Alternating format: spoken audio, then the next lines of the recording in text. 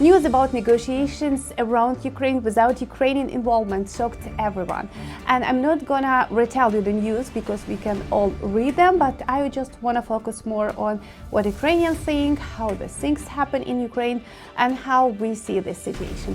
Well, hello everyone, my name is Olga, I'm Ukrainian and currently I'm living between UK and Ukraine because of war, but in general I'm having this channel for over 10 years already talking about Ukrainian business, Ukrainian culture, and I'm having company in Ukraine which helps foreigners to establish their business and immigration in Ukraine. Today I will tell you about different groups of people and their reaction to the news what we hear today. If you just want a spoiler, everybody is shocked. Many people don't know what to say. Many Ukrainians are so much disappointed, but it's very general. But still, let's go to analyze different groups of people, what they're talking about. I was in Ukraine again for some time and just left a week ago, so I still have a fresh sense of people's expectations and how they perceive the situation in general.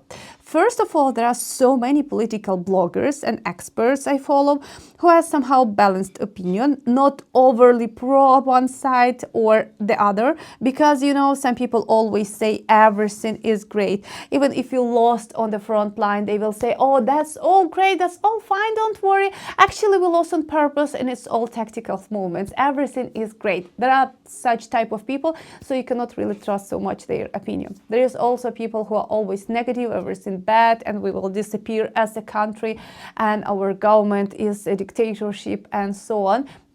And they are a bit extreme so much. And there are people who usually have balanced opinion. Anyway, what I see today, all of these people, they have totally nothing to say and they don't know what they need to comment even about this. All news, what's happening, and keep coming every day something new regarding Ukraine, Europe, and their relationship with United States. First thing, they say it's all unclear. We don't know exactly what they're talking about. There is so many things to be clarified.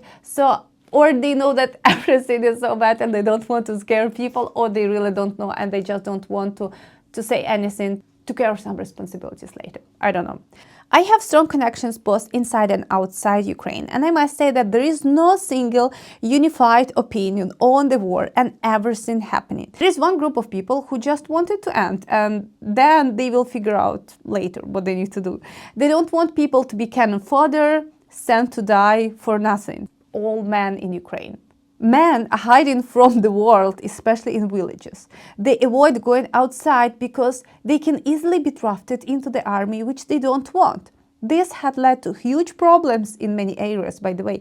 Starting from small things, if you live in a village and your heating breaks down, the repairman might not want to come because he risks being drafted on the way to come to repair your heating system, and people just sit, and you know, we have -20 in villages in the winter, not in Ukraine in general, and people really face a lot of problems with electricity, with heating, with anything, that nobody wants to come to them. There is also major shortage of workers in construction, utilities, essential services like water or electricity, because once they officially get hired, you first go to the military recruitment office to get some paperwork, and obviously very small amount wants to go there voluntarily and risk their fate. So many prefer to stay at home as much as possible, especially in the small cities.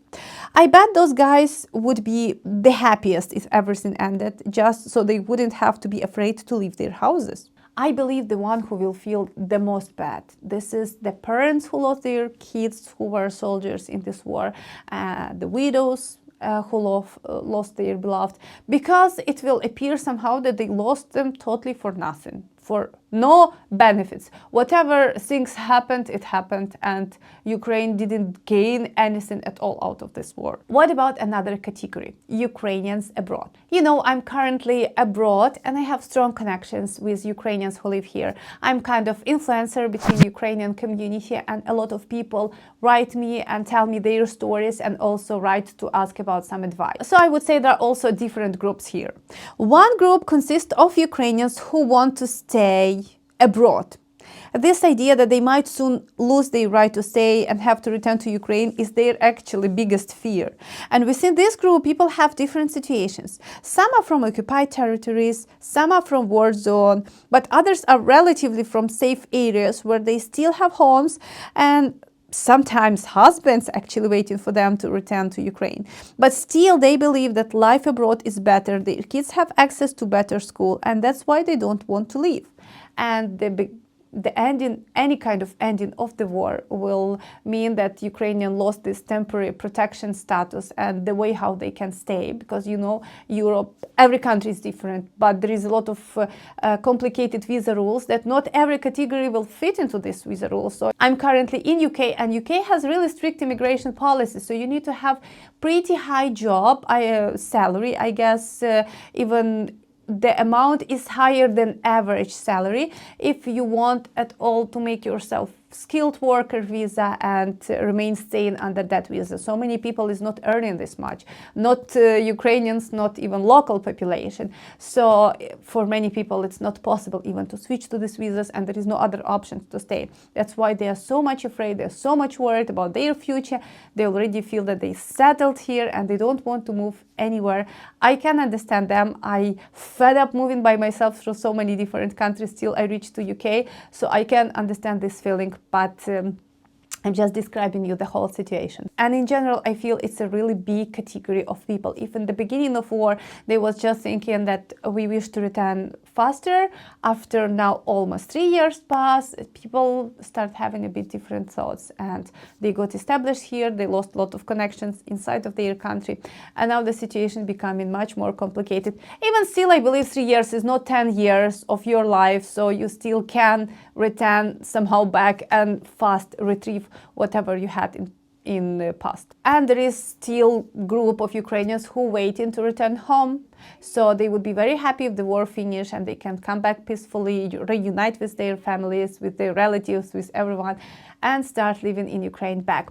So that was the short overview, and I show you my shooting from Ukraine that I recently made, so it's totally fresh, like one maybe week and 2 weeks back maximum. So you can see how the currently things looks in Ukraine and in the average city. It's not Kiev, it's Uzhhorod. It's a city on the west part of Ukraine, which is pretty safe since the beginning of war, and a lot of people relocated there from other parts of Ukraine. And subscribe to my channel if you're not yet subscriber, because in the next video I will exactly show you more things about cities, what facilities you have, how people live, so I promise it will be interesting. Bye!